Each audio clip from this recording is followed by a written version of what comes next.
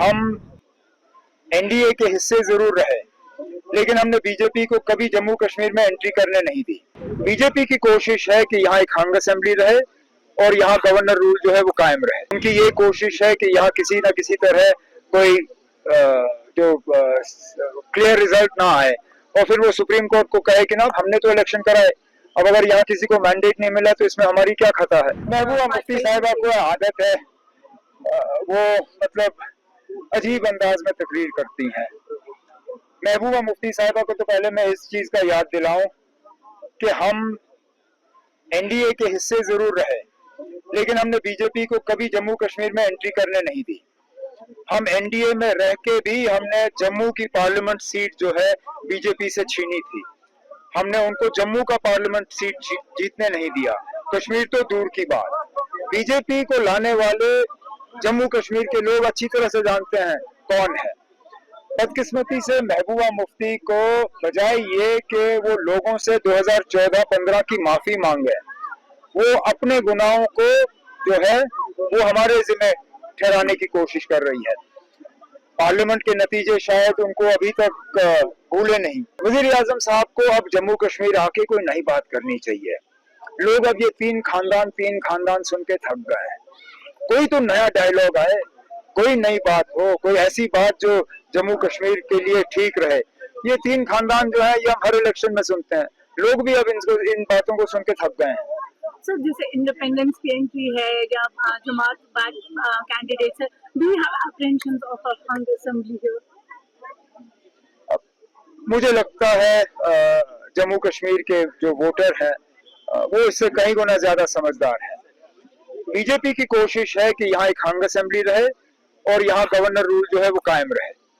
उनकी ये कोशिश है कि यहाँ किसी न किसी तरह कोई जो क्लियर रिजल्ट ना आए और फिर वो सुप्रीम कोर्ट को कहे कि ना हमने तो इलेक्शन कराए, अब अगर यहाँ किसी को मैंडेट नहीं मिला तो इसमें हमारी क्या खता है, और वो यहाँ गवर्नर रूल को जो है हमेशा के लिए जारी रखेंगे। मुझे लगता है कि जम्मू कश्मीर के लोग इस साजिश को समझ गए हैं और वो इस साजिश को कामयाब होने नहीं देंगे। हम एनडीए के हिस्से जरूर रहे, लेकिन हमने बीजेपी को कभी जम्मू कश्मीर में एंट्री करने नहीं दी।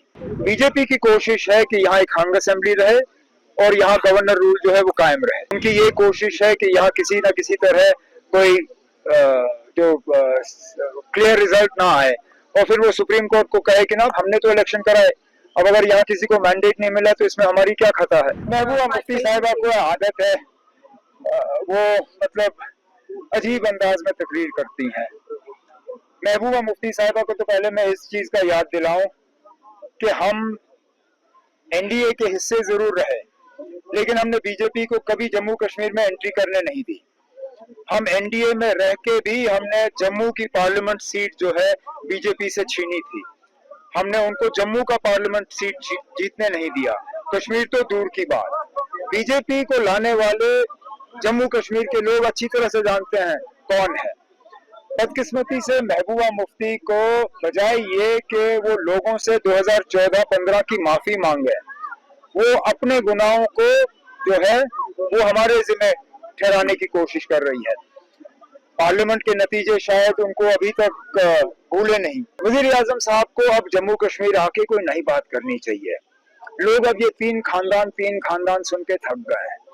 कोई तो नया डायलॉग आए, कोई नई बात हो, कोई ऐसी बात जो जम्मू कश्मीर के लिए ठीक रहे। ये तीन खानदान जो है ये हम हर इलेक्शन में सुनते हैं। लोग भी अब इन बातों को सुन के थक गए हैं। सर, जैसे इंडिपेंडेंस की एंट्री है या जमात बैक कैंडिडेट्स है, do you have apprehensions of a hung assembly here? मुझे लगता है जम्मू कश्मीर के जो वोटर हैं वो इससे कई गुना ज्यादा समझदार है। बीजेपी की कोशिश है कि यहाँ एक हंग असेंबली रहे और यहाँ गवर्नर रूल जो है वो कायम रहे।